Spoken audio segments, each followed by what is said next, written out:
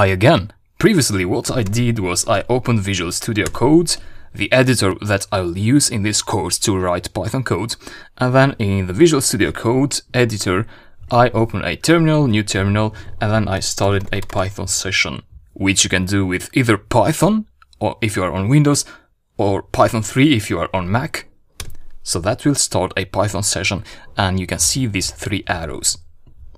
That means Python is now running and you can start to write Python code. So that code, for example, gives you the current time. Great.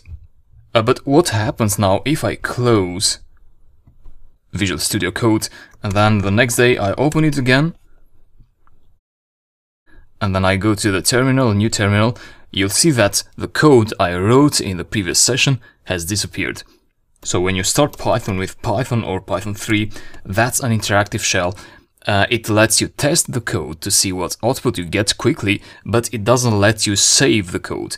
If you want to reuse the code, you want to save it in a file. That's what we're going to do now. First of all, you want to go to File and then Add Folder to Workspace. With that, what you want to do is, you want to pick a folder in your computer. For example, I have created an empty folder here.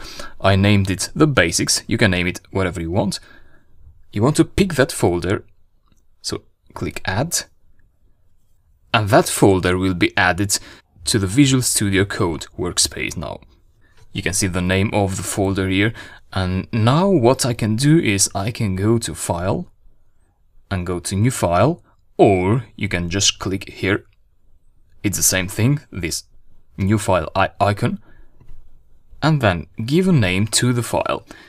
Name it whatever you want except of datetime.py. Don't do that because we are using the datetime module and Python will get confused if you use that name. So use whatever name you like. I'll just use basics.py. Press enter. And now a file has been created in the basics folder. If you don't trust me, just go to your file explorer, what you have on Windows, Windows Explorer, or the Finder on Mac, and you'll see that the basics.py file, in my case, has been created in that folder. So now we are actually editing that file inside Visual Studio Code editor. Now here I'm going to write the same code that I wrote in the Python interactive shell. Once you have done writing the code, make sure to save it. Either go to File and click on Save, or just use the shortcut Ctrl+S or Command+S. So Ctrl+S if you are on Windows, Command+S if you are on Mac. And then if you want to execute this code, you want to click on the terminal. Now, be careful here. Currently, we are inside the Python session. You can see these arrows. If you have these arrows, that means you are inside the Python session. We want to exit the Python session now. We are not writing interactive code. We are going to execute this file. To execute the file, you want to be on the terminal. So, click Exit here with this round parenthesis. Press enter and you are back on the terminal.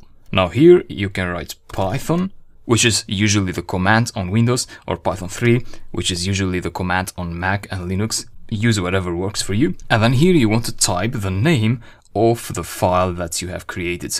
In my case, that is basics.py. Execute, and you're not going to get an output. So in the Python interactive shell, we can use this icon here to split the terminal. So we have two terminals now. I can use one as a terminal here, and I can use the other as an interactive Python shell by just typing Python or Python 3. So here we can write code interactively. You can write lines of code there, like import datetime, and then datetime.datetime.now, and you get the output. As you can see, here we didn't get an output. The reason is that we didn't give an instruction in the file of what to do with this result here. This will produce this result, as you can see in here.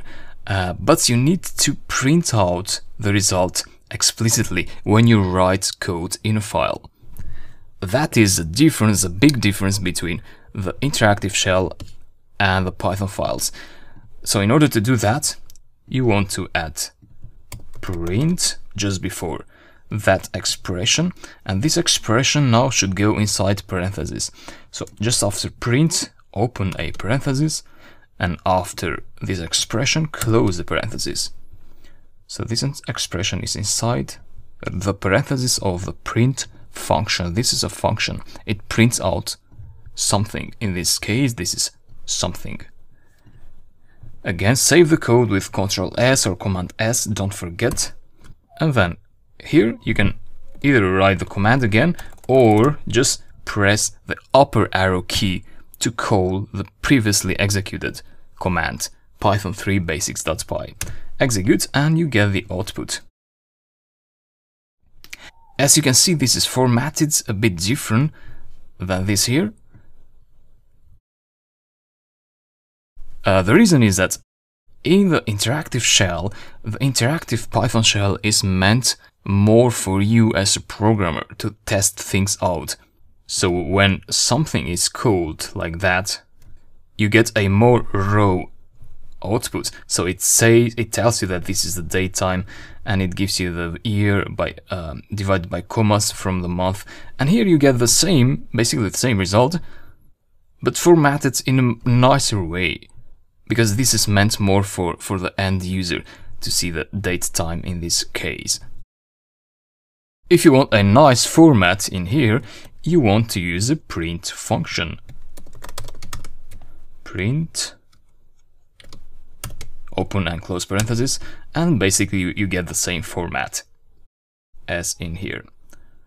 So you can use a print function both in the Python file and in the terminal, but you cannot have implicit printing in a Python file like we did with the Python interactive shell in here.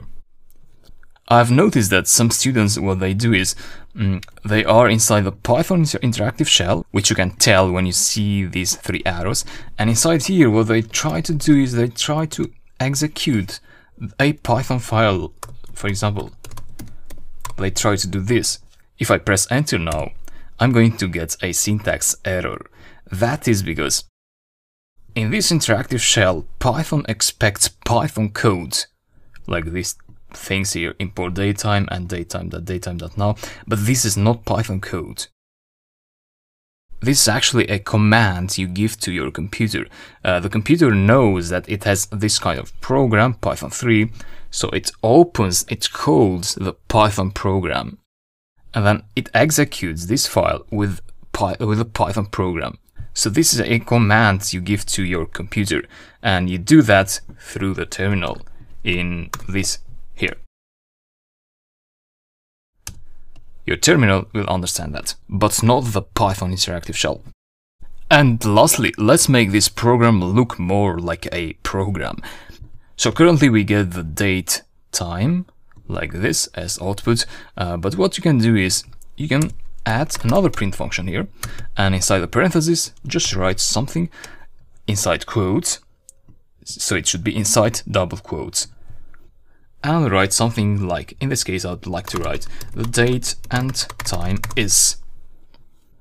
Make sure to save with file save or Ctrl S or Command S, and then go here, upper arrow key, execute with enter, and you get this output, the date and time is, and you get the current date and time in here. Now, if you are one of them who is wondering how can we get both these lines in one single line, to do that you need to use one single print function that gets two arguments. So this is the first argument that will print out, and the second argument would be datetime dot now. So the expression that outputs the current date time. Don't forget to save, go here, execute, and this is the output. So the date and time is this one in here. And that is how you can create Python programs. So basics.py is the Python program I created in this lecture. Talk to you later.